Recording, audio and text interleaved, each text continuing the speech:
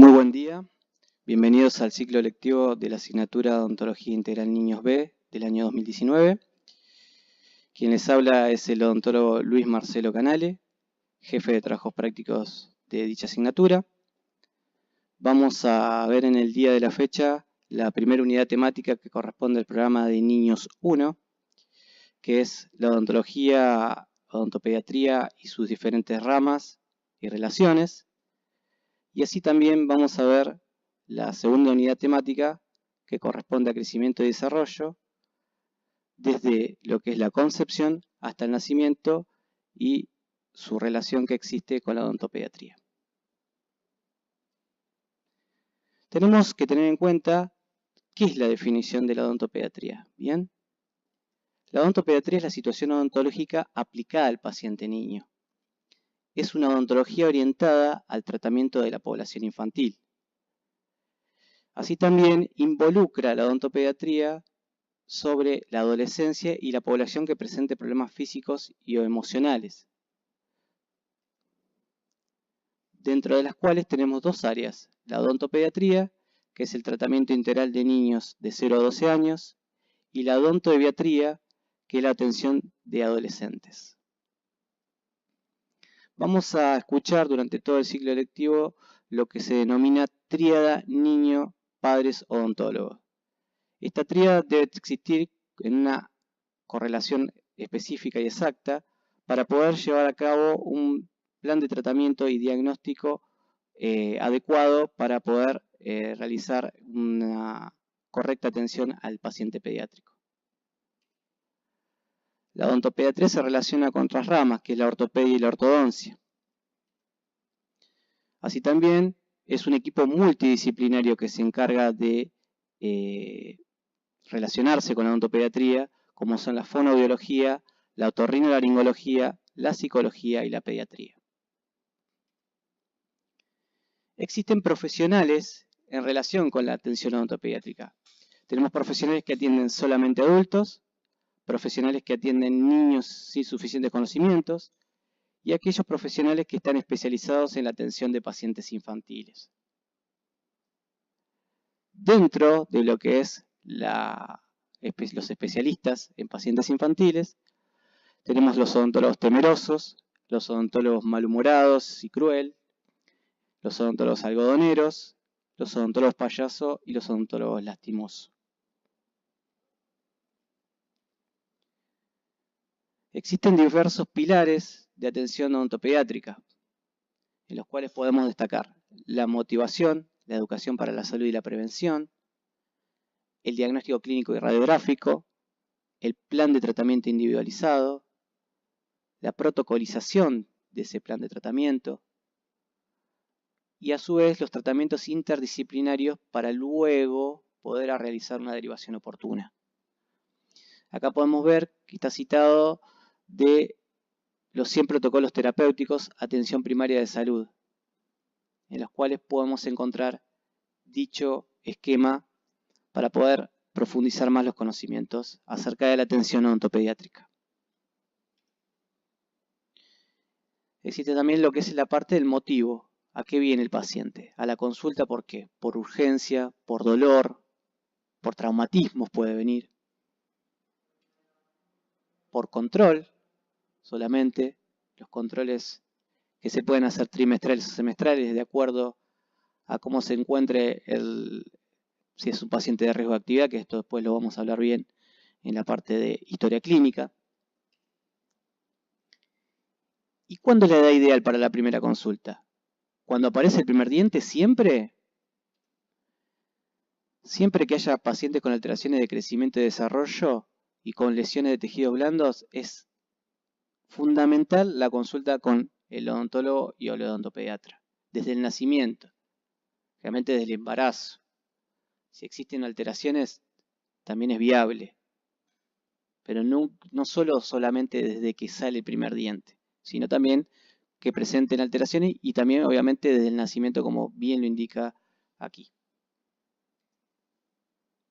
Fíjense en las diferentes alteraciones que pueden existir: dientes natales, dientes neonatales, nódulos de Bond, perlas de Epstein, quistes de erupción, úlceras,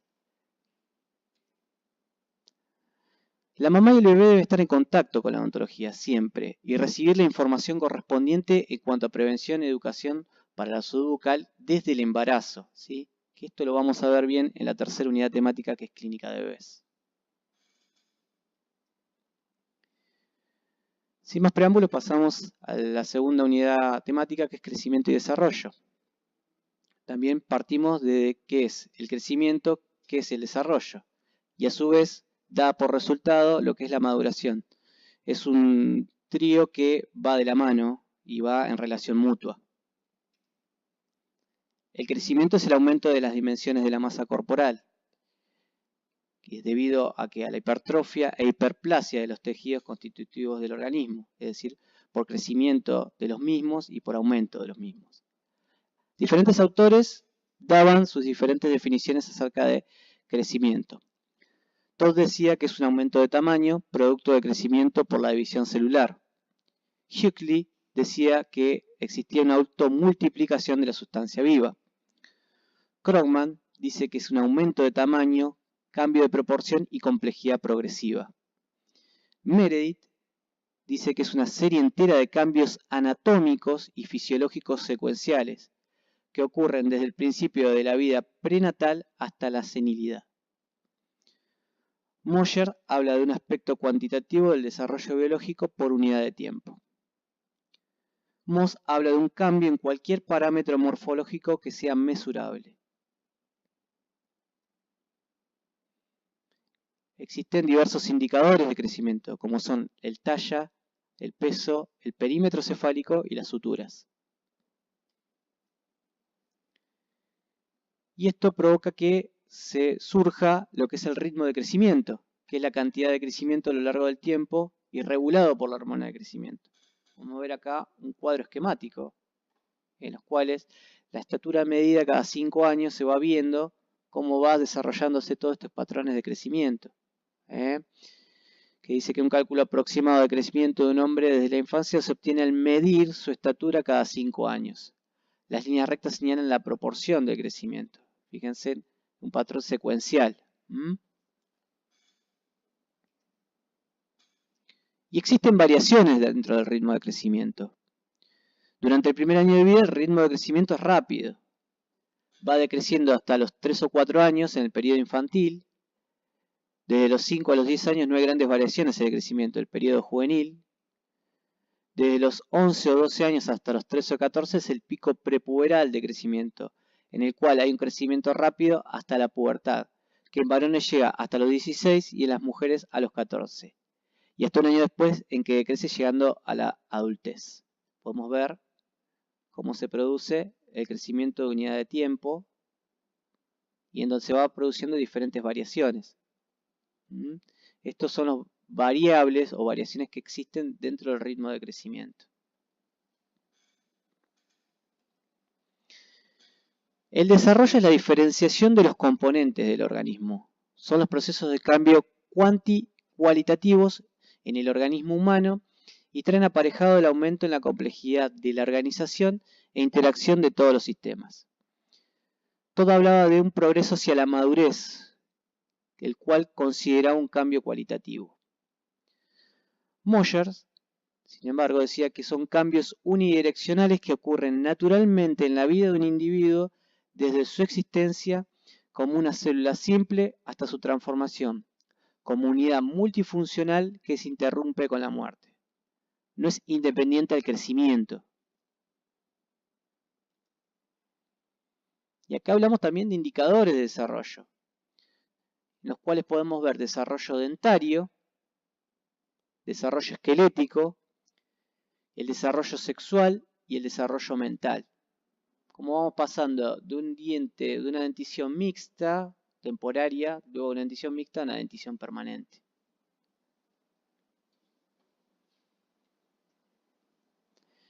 El crecimiento y desarrollo no se produce independientemente, sino que interactúan con la herencia y el ambiente, manteniendo las proporciones.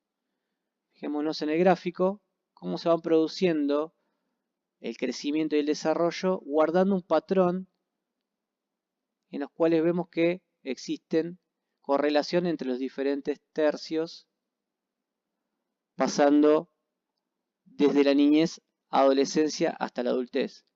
Todos los tercios corporales van guardando una relación al respecto.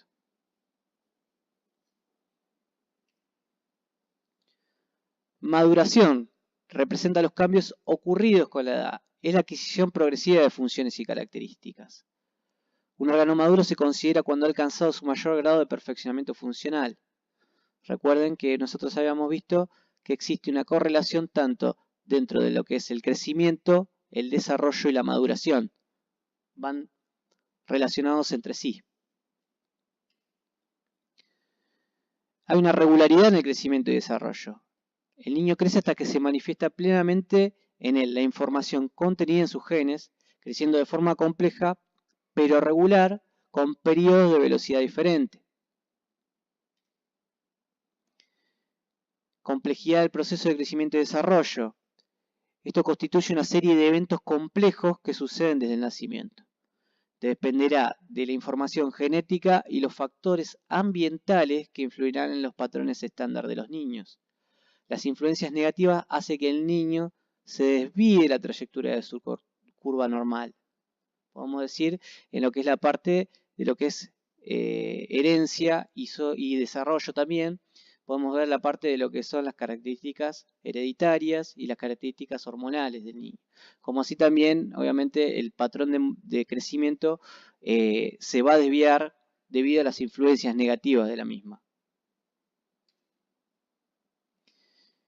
Hablando de crecimiento y desarrollo, a cada estadio de desarrollo del niño le corresponde uno posterior como lógica consecutiva. No es una simple adicción. El crecimiento y desarrollo es organizado, armónico y regular. Decía Hernández en la revista de Pediatría de 1992 que crecimiento y desarrollo son fenómenos biológicos complejos resultado de la interacción del potencial genético y las condiciones ambientales.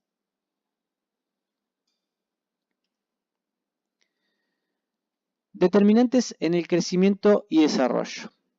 Como ya les venía hablando acerca de lo que es la herencia y el ambiente. La herencia, dotación de genes con la que cuenta el individuo, y ambientales, influencias ambientales. Los genes actúan en presencia de estímulos ambientales, manifestándose de acuerdo con las condiciones. La relación entre la herencia y sus características es dinámica, pues los genes inducen el desarrollo a través de una cadena de reacciones fisiológicas entre el organismo y el medio. El mismo genotipo puede dar resultados muy diversos de acuerdo con el medio que evoluciona.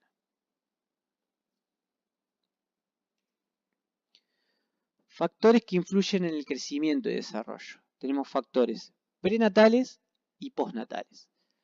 Dentro de los prenatales podemos hablar de la edad de la madre, de gestaciones anteriores, de enfermedades, de lo que es el factor sangre, de la alimentación, de barreras físicas y de factores emocionales. Dentro del marco de factores prenatales. Dentro del marco de factores postnatales podemos enunciar la herencia, la nutrición, así también las enfermedades, trastornos psicológicos y factores socioeconómicos.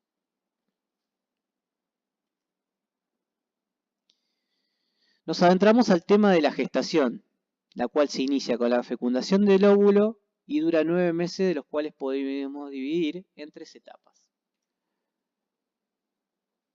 El periodo del óvulo, cuyas 2 primeras semanas son desde la fecundación hasta la implantación. El periodo de embrión, que va desde la segunda a la 8ª semana, en la cual se produce la diferenciación celular y aparecen los órganos importantes.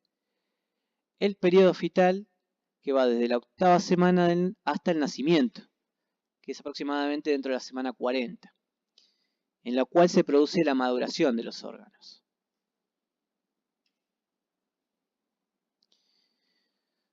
Acá podemos ver, dentro de lo que es histología y embriología, al óvulo en su primera y segunda semana, en el cual se producen 16 multiplicaciones de célula por minuto, y luego esto cae al útero para implantarse. Estamos hablando del óvulo, ¿cierto?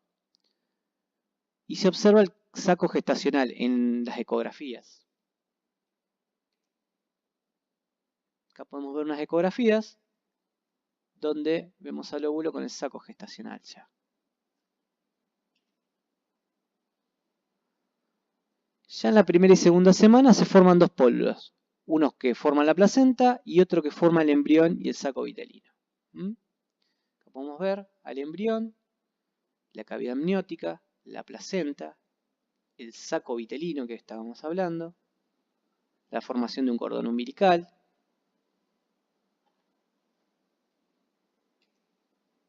Acá lo tenemos en una fotografía, en los cuales vemos el cordón umbilical, el saco vitelino.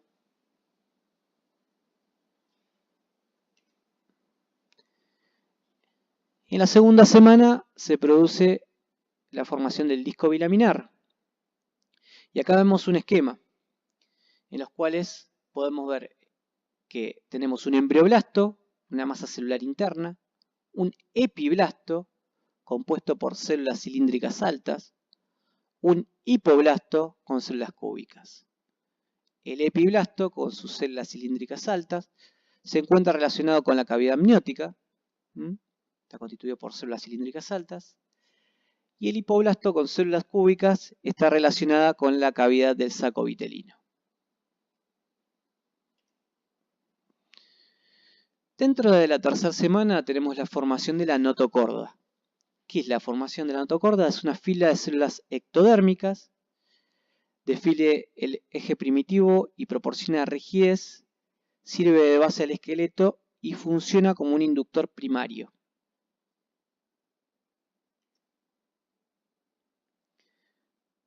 Cuando se unen al mesodermo forman la placa neural. Los pliegues se acercan, se fusionan y forman el surco neural. Fíjense cómo se fue formando el surco neural, el pliegue neural, ya a los 18 o 20 días, como acá lo indica en el gráfico. La fusión de los pliegues se extiende del extremo cefálico hasta el extremo caudal, formando lo que se llama el tubo neural.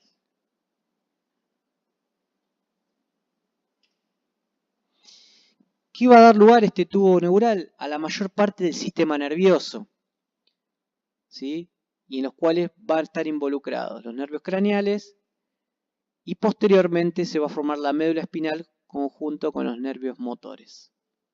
Vemos acá cómo se va plegando, se va ensanchando y se va diferenciando del encéfalo.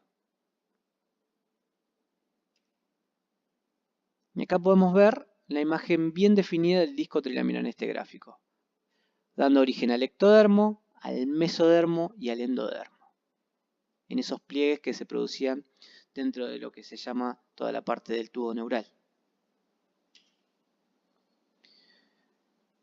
Origen de las estructuras maxilofaciales. Alrededor de la cuarta semana se van formando una serie de mamelones.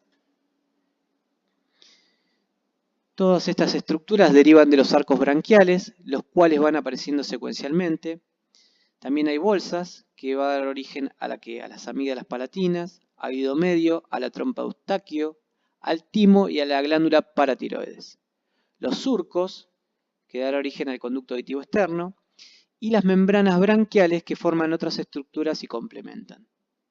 Vemos a partir de la cuarta y quinta semana, ¿sí?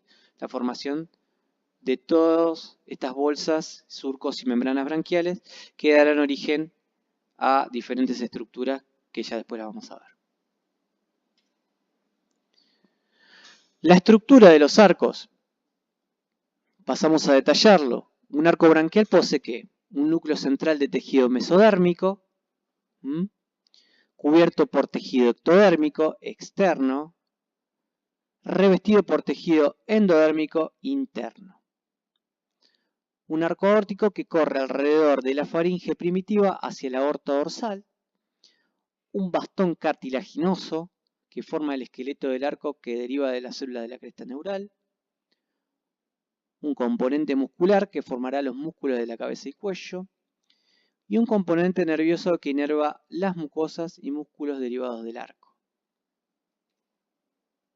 Pasamos a detallar los diferentes arcos que es el arco mandibular, en el cual va a dar origen al nervio trigémino, que es el quinto par craneal, a los músculos de la masticación, el miloideo y el vientre anterior del digástrico, algunas estructuras esqueléticas del oído, por ejemplo el martillo y el yunque, y algunos ligamentos, como son el efeno mandibular y el ligamento anterior del martillo, que corresponde a la guía de osificación del maxilar inferior en su porción ventral, que va a ser llamado cartílago de Meckel. Es muy importante esto. El segundo arco, que es el dioideo, va a dar origen aquí al facial, séptimo par craneal, a diversos músculos que son el tensor del velo del tímpano, del velo del paladar, de la expresión facial, todos los músculos de lo que es la mímica de la cara, los músculos del estribo, estiloideo y vientre posterior del digástrico, algunas estructuras esqueléticas tales como el estribo, la apófisis estiloide y el asta menor del hueso ioides, y ligamentos como el estiloideo. El tercer arco, que es el faríngeo, va a dar origen a nervios, como sea el glosofaríngeo, noveno par craneal, al músculo estilofaríngeo y algunas estructuras esqueléticas como son el cuerno mayor del ioides y parte inferior del cuerpo del hueso ioides. Cuarto, quinto y sexto arco faríngeo dará origen al nervio, el décimo parro craneal, que es el neumogástrico, el vago, los músculos faríngeo y laríngeo, las estructuras esqueléticas que son los cartílagos, laringios, tiroides, cricoides, aritenoides, corniculado y cuneiforme. Dentro de la cuarta semana se va produciendo la formación de la cara. La futura cara está ubicada debajo del proencéfalo, arriba del primer arco branquial, deriva del primer y segundo arco branquial, se desarrolla a partir de 5 primordios o mamelones en los cuales podemos ver cómo se va formando toda la parte de la cara, por debajo del proencéfalo. En la semana cuarta existe la formación de la boca primitiva, que va a pasar a llamarse estomodeo. Dentro de relacionándose con este estomodeo tenemos diferentes procesos, que es el frontonasal medio, el proceso maxilar, como así también el proceso maxilar del lado opuesto, y los procesos mandibulares.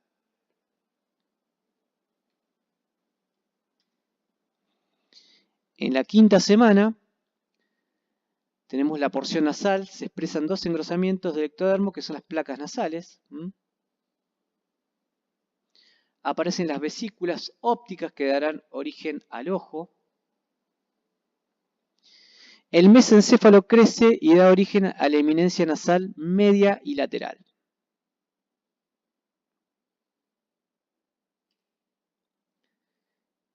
En la semana sexta, el mesénquima de los procesos maxilares crecen para unirse en el medio y se acercan las prominencias nasales, formándose el surco lacrimonasal. Se va formando el surco lacrimonasal. En la séptima semana se fusionan los procesos maxilares, prominencias nasales, dando origen al segmento intermaxilar. Dentro de la octava semana termina la fusión de los procesos y con el crecimiento del cerebro se ubican correctamente los ojos en su ubicación en conjunto con la ubicación de la oreja, en conjunto también con la formación de toda la porción del oído externo.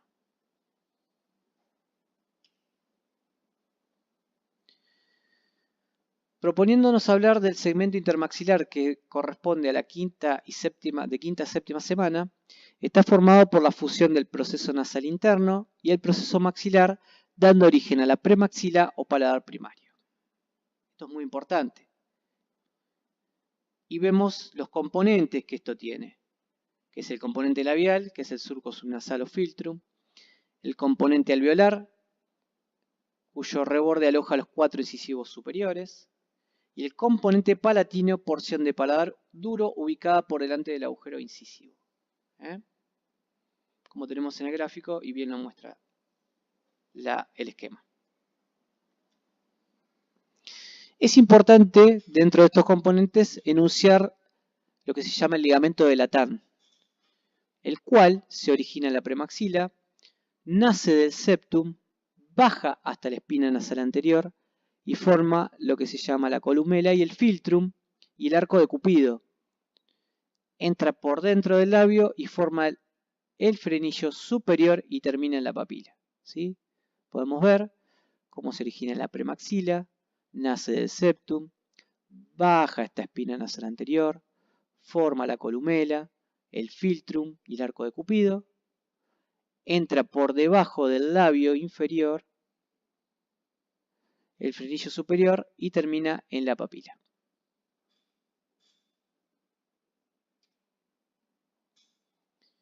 ¿Qué estructuras se encuentran comprometidas en el ligamento de Latán? El septum, la espina nasal anterior, la columela, el labio superior, el frenillo superior y la papila interincisiva.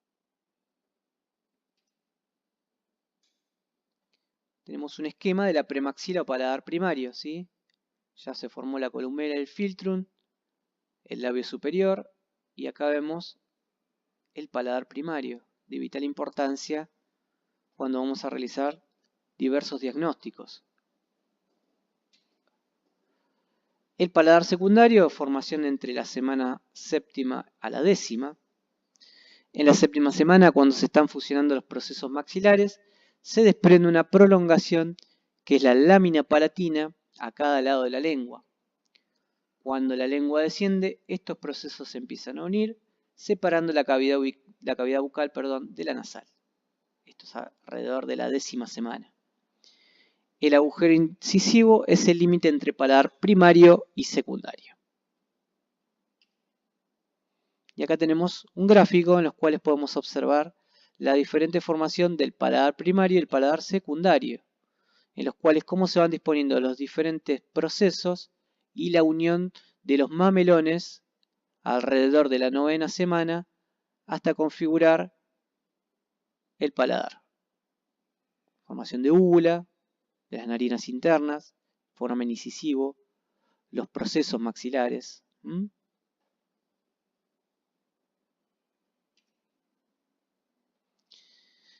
A partir de la 4ª semana se produce el desarrollo de la lengua.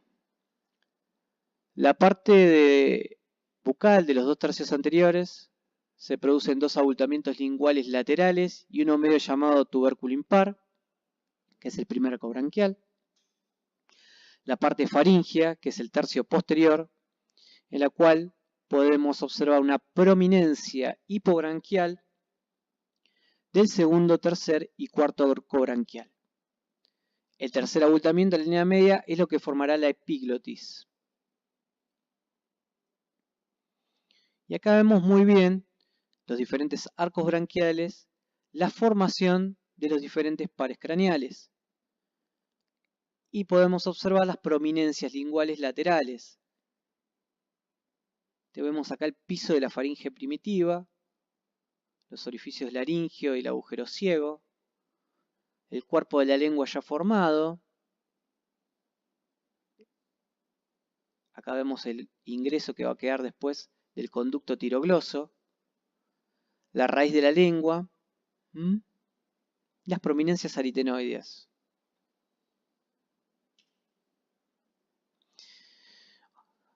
Lo que les recomiendo es la lectura del libro de embriología del Langman. Está muy bien explícito, hay muy buenos gráficos como para poder profundizar un poco más acerca de lo que es embriología básica o aquel alumno que quiera interiorizarse aún más en lo que es embriología básica. Pasamos a crecimiento y desarrollo dentario. Ya habíamos hablado, ¿se acuerdan?, de la membrana bucofaringia que tapiza el estomodeo o boca primitiva, la cual se desintegra alrededor de la 6ª semana de vida intrauterina y se generan islotes de epitelio odontogénico que poseen 2 capas. Una capa superficial que consta de células aplanadas y otra capa basal de células altas las cuales están conectadas al tejido conectivo embrionario.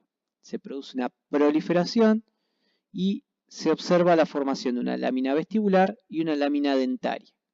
Acá tenemos un gráfico en el cual la capa de células altas va formando la lámina dental, la iniciación, que es la etapa más avanzada, y vemos toda una capa de células aplanadas que formarán parte de la lámina vestibular. Esta lámina vestibular se ubica externamente a la lámina dentaria, que da origen al vestíbulo oral. Estamos, la lámina vestibular.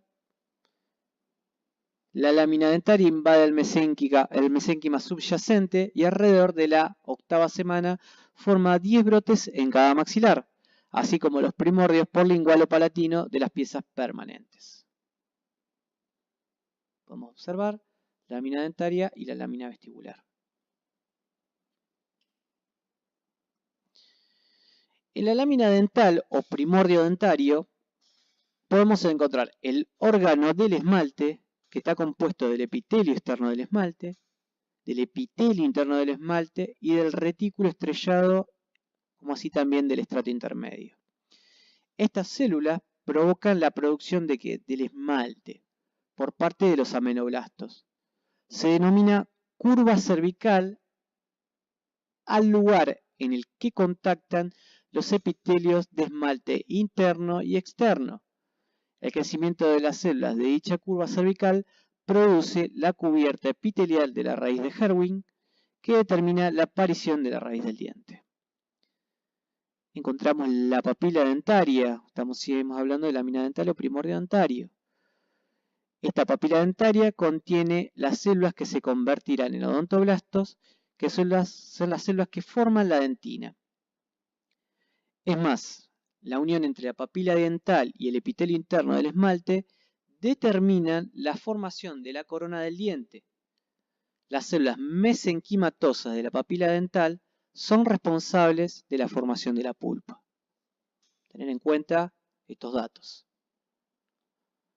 El saco dentario da lugar a 3 entidades importantes: los cementoblastos, osteoblastos y fibroblastos. Los cementoblastos producen el cemento del diente. Los osteoblastos forman el hueso alveolar alrededor de la raíz. Los fibroblastos conducen a la aparición del ligamento periodontal que conecta al órgano dental con el hueso alveolar a través del cemento. Esto son las estructuras que podemos encontrar dentro de la lámina dental o primordio dentario. El estadio de yema o brote dentario se caracteriza por la aparición de una notable actividad mitótica de la lámina dentaria que permite la formación de 20 brotes de dientes temporales en el seno del mesénquima subyacente. Podemos observar el brote, el estadio de brote, en una producción mitótica y se forman 20 brotes de dientes temporales. En el estadio de casquete, en el cual se produce la proliferación, y el brote prolifera desigualmente y determina una concavidad en su cara profunda, que encierra la futura papila dentaria que origina el complejo dentino pulpar. Y se distingue un epitelio externo, un epitelio interno, epitelio interno, y un retículo estrellado, que originarán el órgano del esmalte. Dentro de este estadio de campana se produce la histodiferenciación. El órgano del esmalte presenta una nueva capa, que es el estrato intermedio entre el retículo estrellado y el epitelio interno, ¿sí? Las células de epitelio interno o preameloblastos se diferencian en ameloblastos jóvenes. En la papila dentaria, la diferenciación de los odontoblastos se realiza a partir de las células ectomesenquimáticas. Cuando se forma la dentina, la papila se transforma en pulpa dentaria. Es muy importante esta histodiferenciación que se produce dentro del estadio de campana. Acá tenemos unos gráficos, ¿sí? Dentro del retículo estrellado del epitelio interno se forma una nueva capa, la papila se va diferenciando. La lámina dentaria, como podemos ver, el retículo estrellado, el estrato intermedio, los ameloblastos jóvenes. Dentro de la papila vamos a ver preodontoblastos, ven, odontoblastos jóvenes ya recién formándose, células mesenquimáticas, y vemos los diferentes componentes celulares que hay en este estadio. La fase de campana avanzada, vemos una morfodiferenciación, ¿sí? Una diferenciación de forma. Se condensan fibras por debajo del epitelio interno del órgano del esmalte, separándolo de la papila por la lámina basal ameloblástica. Se determina la morfología de la corona, se forma el brote del diente permanente, se corta la conexión con el epitelio bucal, dejando diversos restos. En la papila se diferencian odontoblastos y se transforman en células secretoras pero inactivas.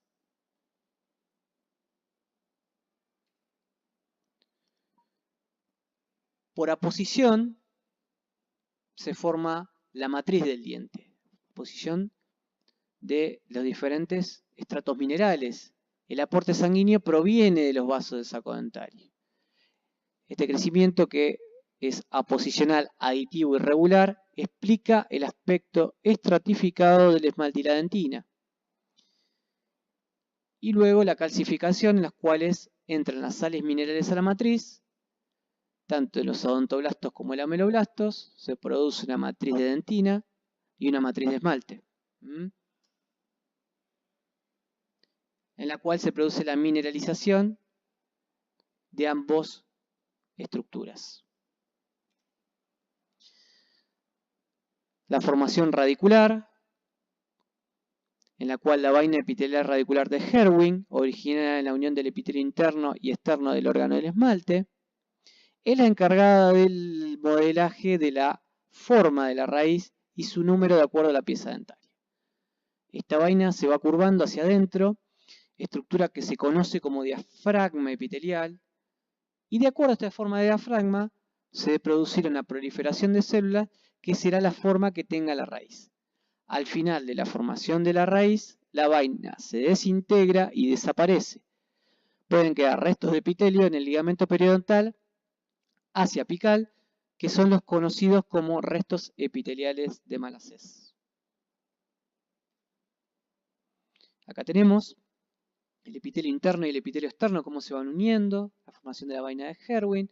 La misma se va a moldear hacia adentro de acuerdo a la estructura de la pieza dentaria, que va a dar origen a diversas células mesenquimáticas, y aquí la formación de la vaina, que va a dar el modelaje de la raíz. Consecuentemente, una vez que se forma esa raíz, quedarán los que se llaman restos epiteliales de Malassez. Y acá vemos los diferentes desarrollos radiculares de acuerdo a este diafragma epitelial, que puede ser uniradicular, biradicular o triradicular.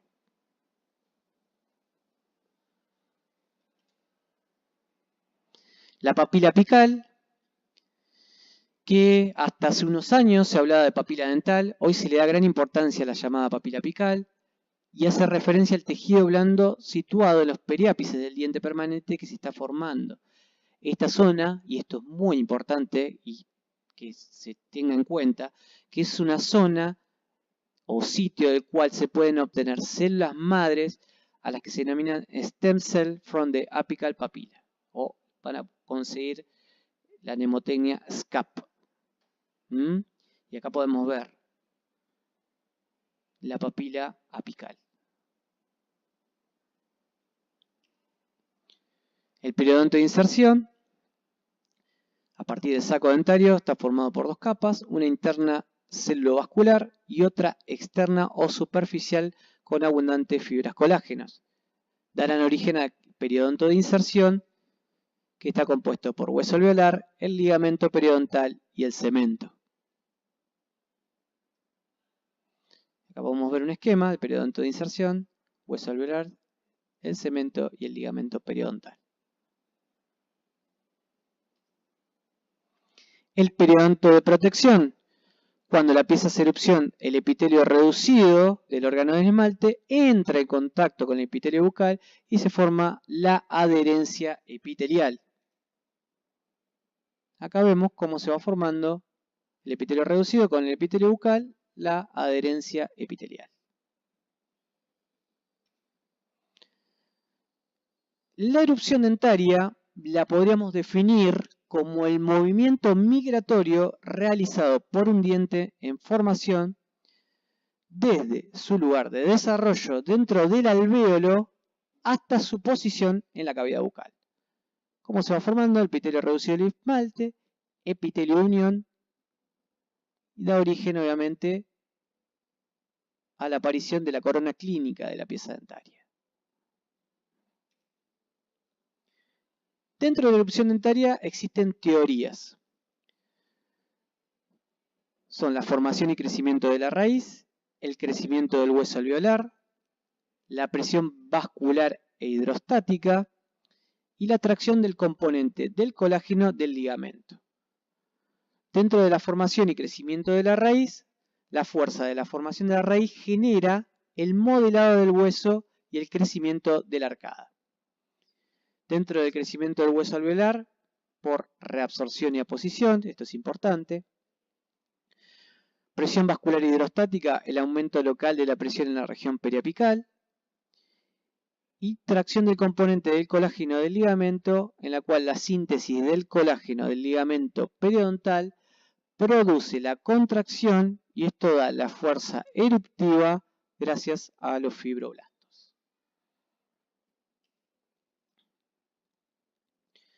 La erupción dentaria tiene etapas. Tiene una fase preeruptiva, una fase eruptiva o prefuncional y una fase eruptiva o funcional. Se producen diferentes movimientos de erupción. Los movimientos de traslación, los movimientos axial o vertical, los movimientos de rotación y los movimientos de inclinación. En la etapa preeruptiva, los dientes han terminado la formación coronaria y el órgano del esmalte se transforma en epitelio reducido. Se forma el alvéolo primario, que a diferencia del definitivo no tiene hueso de inserción, ¿bien? Está bien esquemático. Se fusionan los epitelios y se producen dos tipos de movimientos. Los céntricos o del cuerpo, que todo el germen se mueve por completo, en donde se produce una reabsorción ósea en la parte superior del alvéolo y aposición en la parte inferior. Y excéntrico como consecuencia de la elongación del folículo, la porción oclusal se acerca a la mucosa. Los dos movimientos que se producen. En la etapa eruptiva o prefuncional, en esta fase comienza cuando la corona está completa y termina cuando el diente ya alcanza el plano oclusal. Se inicia con la formación radicular y el ligamento periodontal. Los ameloblastos pierden su capacidad de visión. A medida que erupciona el diente se profundiza el surco gingival.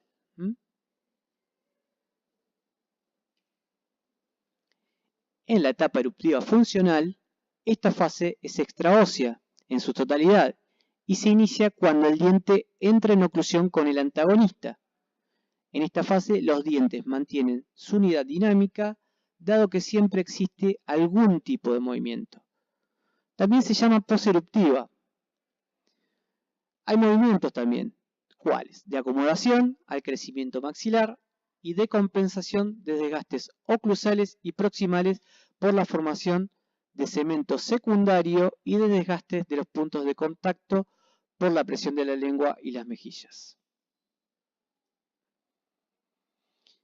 Acá vemos una cronología de erupción en los cuales tengamos en cuenta que la edad es algo aproximativo, sino que tenemos que tener en cuenta más que nada la secuencia, ¿sí?, de la erupción de las piezas dentarias en este esquema. Como así también en lo de dientes permanentes, ¿sí? Lo importante es la secuencia eruptiva. Obviamente la edad va de la mano con respecto a la secuencia eruptiva, pero hay veces que la secuencia eruptiva está más adelantada, pero esta sería una secuencia eruptiva normal, que los primeros molares erupcionen a los 6 años, los incisivos centrales a los 7, los incisivos laterales a los 8, los caninos en los cuales hay una dicotomía en el maxilar superior como el maxilar inferior, ¿sí? Hasta los segundos molares. Tengan en cuenta este gráfico y el que les di anterior de los dientes temporarios, tener en cuenta la secuencia y la edad eruptiva, sobre todo la secuencia eruptiva, de temporarios y de permanentes. Las denticiones puede haber alteración en la cronología, pero no en la secuencia, que es lo que yo le decía. Entre los 24 y 30 meses termina la erupción temporaria y hasta los 6 años es estable. Luego comienza el periodo de dentición mixta. Durante el periodo de dentición mixta existe una tricción fisiológica que permite el crecimiento del maxilar y lo estimula. Y acá podemos ver la secuencia eruptiva. Fíjense en el estadio de bebé, 0 a 6 meses. A los 6 meses, como ya erupcionan los incisivos inferiores, temporarios. A los 8 meses comienzan los temporarios superiores. A los 10 meses vemos ya los incisivos laterales y centrales erupcionando, y a los 2 años la secuencia eruptiva casi completa de la dentición temporaria. Una dentición temporaria completa. Podemos observar totalmente en boca, con estos espacios que se van a llamar espacios primates, diastemas.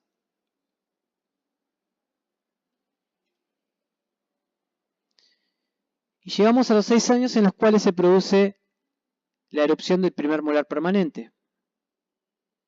Entra en erupción, con todos los mecanismos que ya he nombrado, y se produce el proceso de recambio, que es necesario que se produzca una risoclasia de esos dientes temporarios, se empieza a resorber, consecuencia de que la acción de los odontoclastos que afectan la dentina y el cemento. El tejido periodontal se desorganiza, los fibroblastos cesan la síntesis de colágeno, las fibras se liberan del hueso y el cemento, los vasos sanguíneos se comprimen localmente, lo que acelera el mecanismo de reabsorción, se produce un debilitamiento de los tejidos de sostén que conlleva la movilidad dentaria, la pulpa dental presenta atrofias debido a la cual la exfoliación es un proceso indoloro. Acá podemos ver, durante el recambio dentario, el proceso de risólisis. La presión que va produciendo el diente permanente por sobre la estructura del diente temporario.